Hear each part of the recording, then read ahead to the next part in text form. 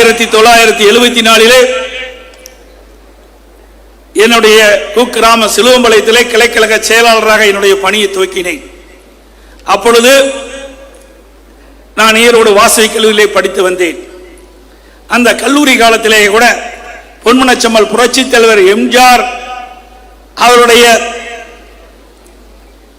அனைத்து இந்திய அண்ணா திராவிட முன்னேற்ற கழகம் எதிர்காலத்திலே மிகச் சிறப்பாக செயல்படும், இந்த நாட்டு மக்களுக்கு என்ன திட்டங்களை கொண்டு வருவார், செயல்படுத்துவார், ஏழை மக்களுடைய ஏற்றம் பெற, இந்த நாடு உயர, தமிழ்நாடு வளர்ச்சி பெற, தமிழ்நாட்டு மக்களுக்கு நன்மை கிடைக்க தன்னை அர்ப்பணித்துக் கொண்டு செயல்படுவார் என்று அப்பொழுது எனக்கு கிடைத்த அறிவுபூர்வமான தகவலின் அடிப்படையிலே புரட்சி தலைவர் நான் ஈர்க்கப்பட்டு அனைத்து இந்திய அப்பொழுது அண்ணா திமுக நான் என்னை இணைத்துக் கொண்டேன். ஒரு கிளைக்கழக செயலாளராக என்னுடைய பணியை துவக்கி நான் சொன்னேனே படிப்படியாக உயர்ந்து இன்றைய தினம் இந்த அரங்கம் நிரம்பி இருக்கின்ற சுமார் 2500 பொதுக்குழு உறுப்பினர்களுடைய ஏக மனதோடு மேடையிலே வீட்டுக்கின்ற தலைமைச் செயலாளருடைய ஆதரவோடு இன்றைக்கு இவ்வளவு பெரிய தலைவர்கள் பொன்மனச்செம்மல் புரட்சி தலைவர் எம்ஜிஆர் உருவாக்கிய இந்த இயக்கத்திற்கு, புரட்சி தலைவர் அம்மா கட்டி காத்த இந்த இயக்கத்திற்கு பொதுச் செயலாளராக நீங்கள் கொடுத்திருக்கின்றீர்கள்.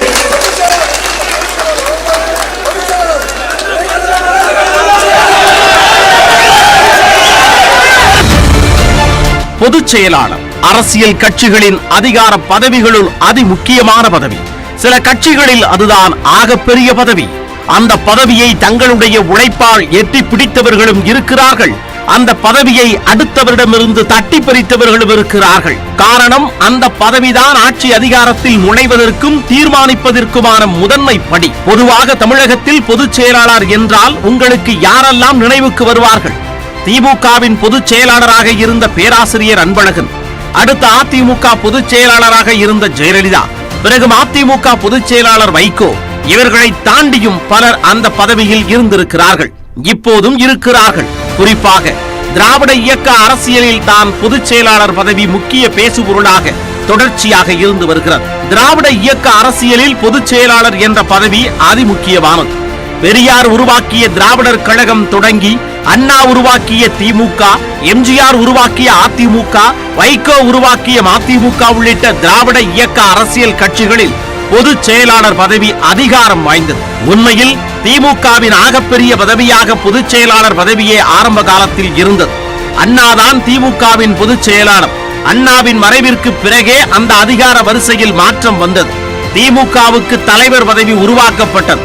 முக்கியமான முடிவெடுக்கும் விவகாரங்களில் தலைவரும் பொதுச் செயலாளரும் கலந்து பேசி முடிவெடுக்க ஏதுவாக கட்சியின் அமைப்பு விதி உருவாக்கப்பட்டிருந்தது. திமுகவிலிருந்து பிரிந்த எம்ஜிஆர் தனிக்கட்சி தொடங்கிய பிறகு பொதுச் செயலாளர் பதவியே அந்த கட்சியின் ஆகப்பெரிய பதவி. அது ஜெயலலிதா காலம் வரை நீடித்தது. எம்ஜிஆரின் மறைவிற்கு பிறகு அதிமுக இரண்டாக உடைந்து பிறகு ஒன்றாக சேர்ந்தது. அப்போது ஒருங்கிணைந்த அதிமுகவின் பொதுச் செயலாளராக பதவியேற்ற ஜெயலலிதா தான் மரணம் அடையும் வரை அந்த பதவியிலேயே நீடித்தார். நிரந்தர பொதுச் செயலாளர் என்றே ஜெயலலிதாவை அதிமுகவினர் அழைத்தார்கள். அப்படிப்பட்ட அதிமுக பொதுச் செயலாளர் என்ற அதிமுக்கிய பொறுப்புக்கு இப்பொழுது எடப்பாடி பழனிசாமி தேர்ந்தெடுக்கப்பட்டிருக்கிறார். கடந்த 5 ஆண்டுகளாக கட்சியின் இணை ஒருங்கிணைப்பாளராக இருந்த எடப்பாடி பழனிசாமி திடீரென பொதுச் செயலாளர் பதவிக்கு வர விரும்பியதற்கு என்ன காரணம்? அதுவும் ஜெயலலிதா மட்டுமே நிரந்தர பொதுச் செயலாளர் என்று சொல்லி அவரது மறைவிற்கு பிறகு அந்த பதவியையே நீக்கிவிட்ட பிறகு திடீரென அந்த பதவியை மீண்டும் கொண்டு வர என்ன காரணம்? இந்த கேள்விக்கான விடையை தெரிந்து கொள்ள அதிமுகவின் பொதுச் செயலாளர் பதவி ஏன் உருவாக்கப்பட்டது, எப்படி உருவாக்கப்பட்டது, அதன் அதிகாரங்கள் என்னென்ன, அந்த பதவிகளில் யார் யாரெல்லாம் இருந்தார்கள் என்பதெல்லாம் முதலில் தெரிந்து கொள்ள வேண்டும். அதற்கான முயற்சியே இந்த சிறப்பு தொகுப்பு.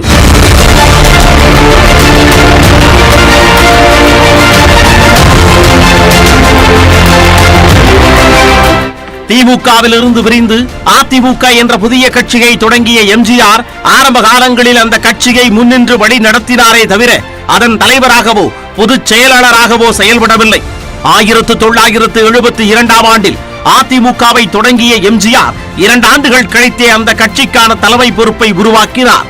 ஆனால் திமுகவுக்கு இருப்பது போன்ற தலைவர் பதவியை அவர் அதிமுகவுக்கு உருவாக்கவில்லை. மாறாக அண்ணா காலத்து திமுகவுக்கு இருந்தது போல பொதுச் செயலாளர் பதவியைத்தான் அதிமுகவின் தலைமை பதவியாக உருவாக்கினார் எம்ஜிஆர். அத்தோடு கட்சியின் அமைப்பு விதிகளில் பொதுச் செயலாளர் பதவியை எப்படி தேர்ந்தெடுப்பது என்பது தொடங்கி அதன் அதிகாரங்கள் வரை அனைத்தையும் மிகவும் கராராக உருவாக்கி இருந்தார் எம்ஜிஆர். அதிமுக தொடர்பான அனைத்து நிர்வாக நடவடிக்கைகளுக்கும் பொறுப்பேற்கக்கூடிய பொதுச் செயலாளர் கட்சியின் செயற்குழு பொதுக்குழு உறுப்பினர்களால் மட்டுமின்றி கட்சியின் அடிப்படை தொண்டர்களின் பங்களிப்போடு தேர்ந்தெடுக்கப்பட வேண்டும் என்பதுதான் அதிமுகவின் அடிப்படை விதி. மற்ற கட்சிகளில் இல்லாத விதிமுறை இது. பொதுச் செயலாளர் பதவிக்கு போட்டி ஏற்படும் பட்சத்தில் அந்த கட்சியின் முதன்மை உறுப்பினர்கள் அனைவரும் வாக்களித்தே புதிய பொதுச் செயலாளரை தேர்ந்தெடுக்க முடியும். பொதுச் செயலாளர் தேர்தலில் தமிழ்நாட்டு கட்சி தொண்டர்கள் மட்டுமன்றி கட்சியின் கிளைகள் இருக்கின்ற புதுச்சேரி, ஆந்திரா, கர்நாடகா, கேரளா, அந்தமான் என அனைத்து மாநில அடிப்படை உறுப்பினர்களும் தேர்தலில் வாக்களித்து அல்லது ஏகமனதாக தேர்ந்தெடுக்க வேண்டும்.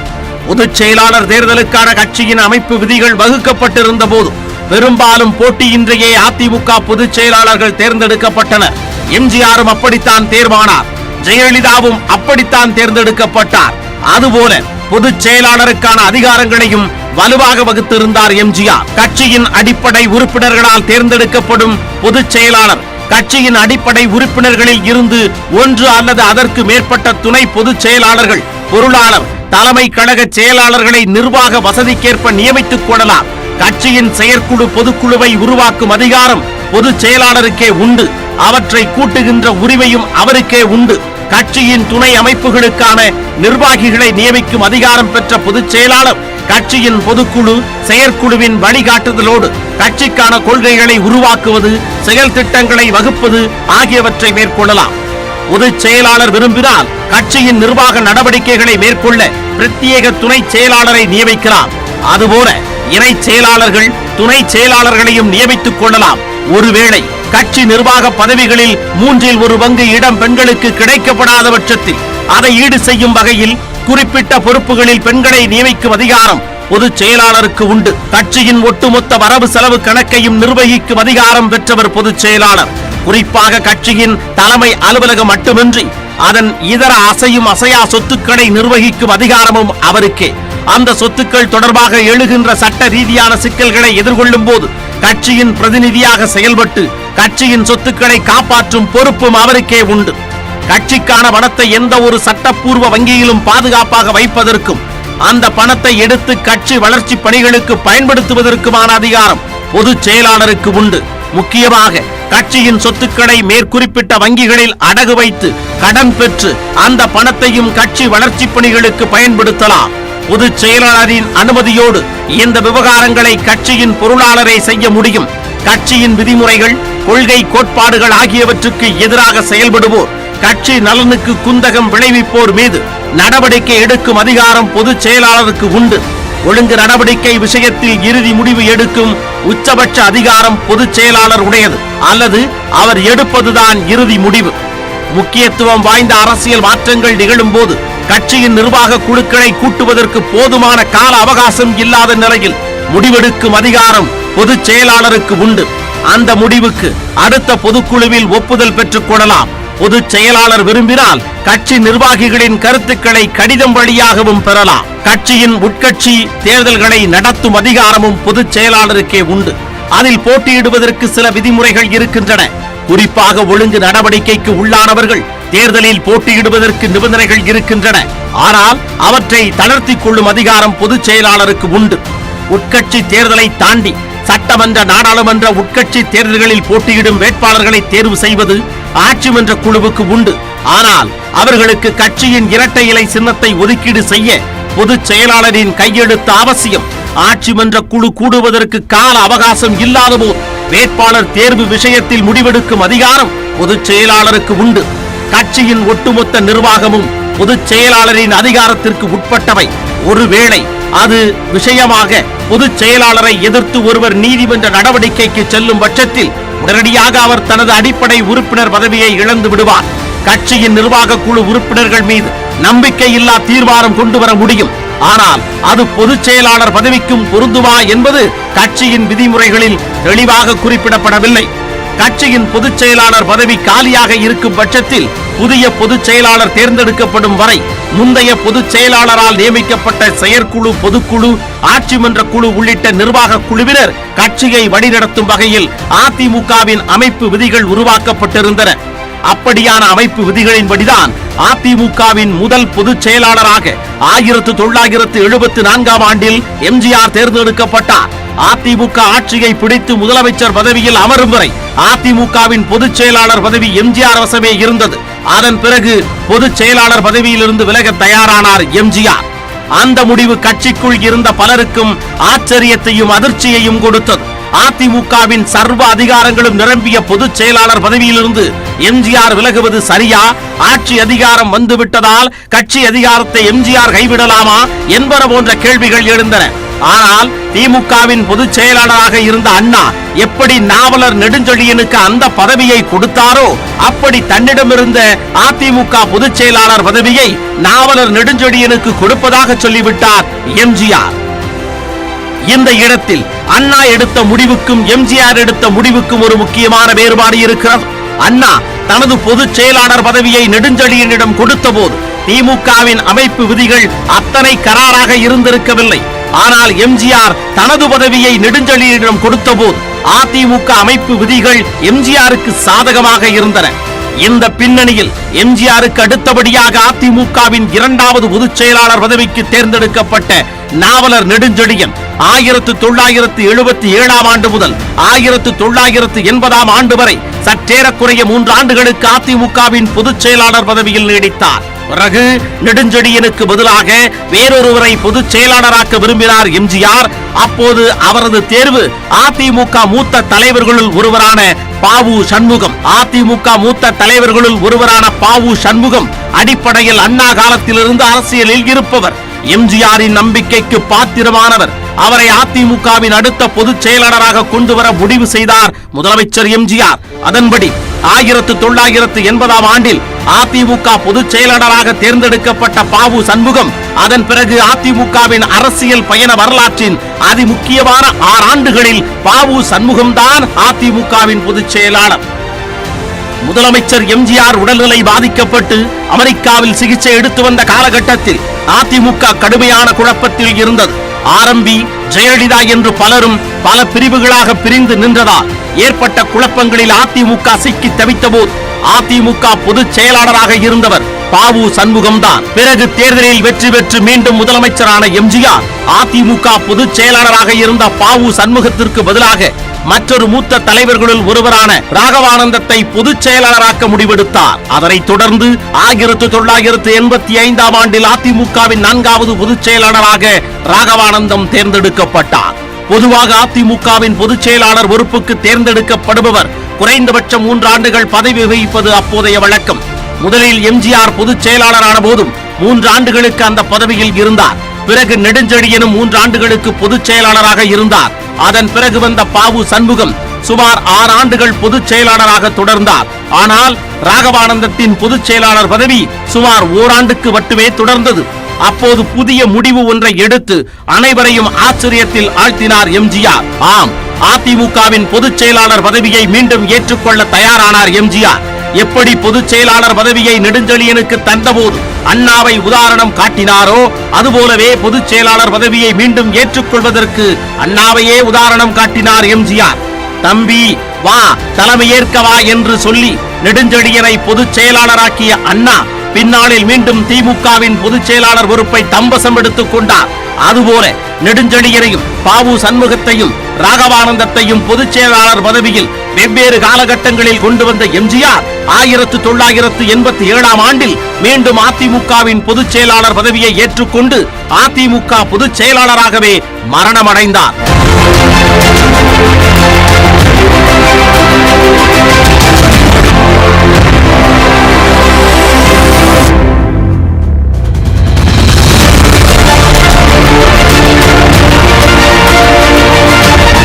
எம்ஜிஆரின் மரணத்திற்கு பிறகு அதிமுக இரண்டாக உடைந்தது. அதிமுகவின் ஜே அணிக்கு ஜெயலலிதாவும் அதிமுக ஜா அணிக்கு ஜானகி எம்ஜிஆரும் தலைமை வகித்தனர். பிறகு 1989 ஆண்டு சட்டமன்ற தேர்தலில் அதிமுக தோல்வியடைந்த பிறகு பிரிந்து கிடந்த அணிகள் ஒன்றாக இணைந்தன. அப்போது உருவான ஒருங்கிணைந்த அதிமுகவின் பொதுச் செயலாளராக ஜெயலலிதா தேர்ந்தெடுக்கப்பட்டார்.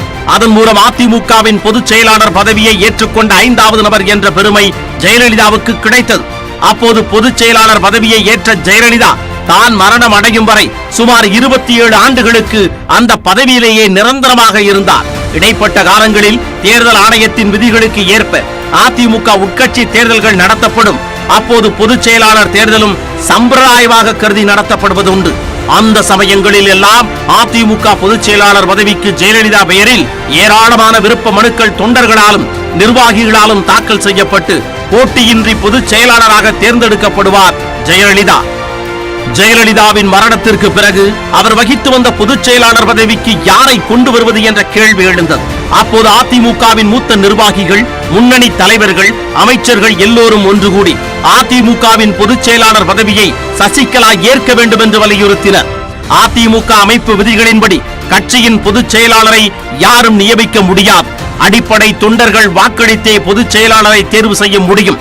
ஆனால் அன்றைக்கு இருந்த சூழலில் அதிமுக அமைப்பு விதிகளுக்கு மாறாக அதிமுகவின் பொதுச் செயலாளர் பதவிக்கு சசிகலா நியமிக்கப்பட்டார். அதன் மூலம் அதிமுகவின் பொதுச் செயலாளர் பதவியை ஏற்கும் 6வது நபர், 2வது பெண் என்ற தகுதி சசிகலாவுக்கு வந்து சேர்ந்தது. அதிமுக பொதுச் செயலாளராக சசிகலா பொறுப்பேற்ற பிறகுதான் கட்சிக்கும் ஆட்சிக்கும் ஒரே தலைமை வேண்டும் என்ற கோஷம் எழுந்தது. முதலமைச்சராக இருந்த ஓ பன்னீர்செல்வம் ராஜினாமா செய்ய வேண்டிய சூழல் உருவானது. அதிமுக சட்டமன்ற குழுவின் தலைவராக தேர்ந்தெடுக்கப்பட்ட அதிமுக பொதுச் செயலாளர் சசிகலா அதே வேகத்தில் ஆட்சி அமைக்க உரிமை கோரினார். ஆனால் ஆளுநர் வித்யாசாகர ராவிடமிருந்து எந்த பதிலும் வராத நிலையில் சொத்து குவிப்பு வழக்கில் தீர்ப்பு வெளியாகி சிறை செல்ல வேண்டிய சூழல் அதிமுக பொதுச் செயலாளர் சசிகலாவுக்கு உருவானது. மாற்று ஏற்பாடாக எடப்பாடி பழனிசாமியை முதலமைச்சராக தேர்ந்தெடுக்க செய்துவிட்டு தனது இடத்திலிருந்து கட்சியை நிர்வகிக்க டிடிவி தினகரனை அதிமுகவின் துணை பொதுச் செயலாளராக நியமித்துவிட்டு சிறை சென்றார் அதிமுக பொதுச் செயலாளர் சசிகலா. ஆரம்ப கட்டத்தில் பொதுச் செயலாளர் பதவியை முன்வைத்து பெரிய சிக்கல்கள் ஏதுமில்லை. பிறகு மெல்ல மெல்ல பிரச்சனைகள் வெடித்தன. சசிகலாவின் நியமனம் செல்லாது என்ற விமர்சனங்கள் கட்சிக்குள் எழுந்து ஒரு கட்டத்தில் அதிமுக பொதுச் செயலாளராக சசிகலா நியமிக்கப்பட்டது அதிமுக அமைப்பு விதிகளுக்கு முரணானது என்று கூறி அந்த பதவியிலிருந்து சசிகலாவை நீக்கப்பட்டார். அப்படி சசிகலாவின் பொதுச் செயலாளர் பதவியை நீக்குவதற்கு ஓ பன்னீர்செல்வமும் எடப்பாடி பழனிசாமி உள்ளிட்ட அனைத்து முக்கிய தலைவர்களும் ஆதரவளித்தனர். பிறகு அதிமுகவின் நிரந்தர பொதுச் செயலாளர் ஜெயலலிதா அவர் வகுத்த பொதுச் செயலாளர் பதவியில் இனி யாரையும் அமர்த்தக்கூடாது என்று கூறி அந்த பதவியை நீக்கிய அதிமுக அந்த பதவிக்கு பதிலாக ஒருங்கிணைப்பாளர், இணை ஒருங்கிணைப்பாளர் என்ற புதிய பதவிகளை கொண்டு வந்தது. அதன்படி அதிமுக ஒருங்கிணைப்பாளராக ஓ பன்னீர்செல்வமும் இணை ஒருங்கிணைப்பாளராக எடப்பாடி பழனிசாமியும் தேர்ந்தெடுக்கப்பட்டனர். அதிமுகவின் அமைப்பு விதியில் பொதுச் செயலாளருக்கு இருந்த அனைத்து அதிகாரங்களும் ஒருங்கிணைப்பாளர், இணை ஒருங்கிணைப்பாளர் என்ற 2 தலைமை பதவிகளுக்கும் வரும் வகையில் கட்சியின் அமைப்பு விதிகள் திருத்தப்பட்டன. முக்கியமாக அதிமுக சார்பில் தேர்தலில் நிற்கும் வேட்பாளர்களுக்கு இரட்டை இலை சின்னத்தை ஒதுக்குகின்ற அதிகாரம் ஒருங்கிணைப்பாளர், இணை ஒருங்கிணைப்பாளர் ஆகிய இருவருக்கும் சேர்த்து வழங்கப்பட்டது. அதிமுகவுக்கு இரட்டை தலைமை உருவான பிறகு கட்சியின் முக்கிய முடிவுகள் அனைத்திலும் ஒருங்கிணைப்பாளர், இணை ஒருங்கிணைப்பாளர் இருவருமே கையெழுத்திட்டனர். கட்சி உறுப்பினர் சேர்ப்பது முதல் கட்சியிலிருந்து ஒருவரை நீக்குவது வரை அனைத்திலும் இருவரும் கையெழுத்துக்களும் இடம்பெற்றன. கூட்டணி ஒப்பந்தம் தொடங்கி பல விவகாரங்களில் அதிமுக வெளியிடும் அறிக்கைகளில் எல்லாம் ஓபிஎஸ், இபிஎஸ் ஆகிய இருவருமே கையெழுத்திட்டிருந்தனர். இடைப்பட்ட காலங்களில் சிறையிலிருந்து வெளியே வந்த சசிகலா தன்னை அதிமுக பொதுச் செயலாளர் பதவியிலிருந்து நீக்கும் அதிகாரம் யாருக்கும் இல்லை என்று சொன்னதோடு அதிமுக பொதுச் செயலாளர் பதவியில் தொடர்வதாக அறிவித்தார். அத்தோடு அவர் வெளியிடுகின்ற அறிக்கைகளில் எல்லாம் அதிமுக பொதுச் செயலாளர் என்றே தன்னை விழித்துக் கொண்டார். ஆனால் சசிகலா தன்னை அதிமுகவின் பொதுச் செயலாளர் என சொல்லிக் கொள்வது சட்டப்படி தவறு என விமர்சித்தனர் அதிமுக தலைவர்கள். இந்த சூழ்நிலையில்தான் அதிமுகவுக்கு மீண்டும் ஒற்றை தலைமையே வேண்டும், அந்த ஒற்றை தலைமை பொதுச் செயலாளர் பதவி என்றும் அதிமுகவுக்குள் குரல் எழுந்தது. குறிப்பாக அதிமுகவின் இணை ஒருங்கிணைப்பாளராக்கும் எடப்பாடி பழனிசாமியே அதிமுகவின் பொதுச் செயலாளராக தேர்வு செய்யப்பட வேண்டும் என்ற குரல் ஓங்கி ஒலித்தது. அதற்கான எதிர்குரலும் ஒலிக்க தவறவில்லை. என்றாலும் அதிமுகவிற்குள் எடப்பாடி பழனிசாமிக்கான ஆதரவு மிகுதியாகவும் ஓ பன்னீர்செல்வத்திற்கான ஆதரவு சொற்பமாகவும் இருந்ததால் அதிமுகவின் பொதுச் செயலாளராக எடப்பாடி பழனிசாமி தேர்வு செய்யப்படுவது உறுதி செய்யப்பட்டது. அதன்படி சென்னையில் கூடிய அதிமுக பொதுக்குழு செயற்குழுவில் அதிமுகவின் 7வது பொதுச் செயலாளராக எடப்பாடி பழனிசாமி தேர்ந்தெடுக்கப்பட்டார். அந்த வகையில் எம்ஜிஆரின் கையில் இருந்த அதிமுக நெடுஞ்செழியன், பாவு சண்முகம், ராகவானந்தம், ஜெயலலிதா, சசிகலா என்று நகர்ந்து தற்போது எடப்பாடி பழனிசாமியின் கைகளுக்கு வந்து சேர்ந்திருக்கிறார். 1974 என்னுடைய குக்கிராம சிலுவம்பாளையத்திலே கிளைக்கழக செயலாளராக என்னுடைய பணியை துவக்கினேன். அப்பொழுது நான் ஈரோடு வாசவி கல்லூரியிலே படித்து வந்தேன். அந்த கல்லூரி காலத்திலே கூட பொன்மனச்செம்மல் புரட்சி தலைவர் எம்ஜிஆர் அவருடைய அனைத்து இந்திய அண்ணா திராவிட முன்னேற்ற கழகம் எதிர்காலத்திலே மிகச் சிறப்பாக செயல்படும், இந்த நாட்டு மக்களுக்கு என்ன திட்டங்களை கொண்டு வருவார், செயல்படுத்துவார், ஏழை மக்களுடைய ஏற்றம் பெற, இந்த நாடு உயர, தமிழ்நாடு வளர்ச்சி பெற, தமிழ்நாட்டு மக்களுக்கு நன்மை கிடைக்க தன்னை அர்ப்பணித்துக் கொண்டு செயல்படுவார் என்று அப்பொழுது எனக்கு கிடைத்த அறிவுபூர்வமான தகவலின் அடிப்படையிலே புரட்சி தலைவர் நான் ஈர்க்கப்பட்டு அனைத்து இந்திய அப்பொழுது அண்ணா திமுக நான் என்னை இணைத்துக் கொண்டேன். ஒரு கிளைக்கழக செயலாளராக என்னுடைய பணியை துவக்கி நான் சொன்னேனே படிப்படியாக உயர்ந்து இன்றைய தினம் இந்த அரங்கம் நிரம்பி இருக்கின்ற சுமார் 2500 பொதுக்குழு உறுப்பினருடைய ஏக மனதோடு மேடையிலே வீட்டுக்கின்ற தலைமைச் செயலாளருடைய ஆதரவோடு இன்றைக்கு இவ்வளவு பெரிய தலைவர்கள் பொன்மனச்செம்மல் புரட்சி தலைவர் எம்ஜிஆர் உருவாக்கிய இந்த இயக்கத்திற்கு, புரட்சி தலைவர் அம்மா கட்டி காத்த இந்த இயக்கத்திற்கு பொதுச் செயலாளராக நீங்கள் கொடுத்திருக்கின்றீர்கள்.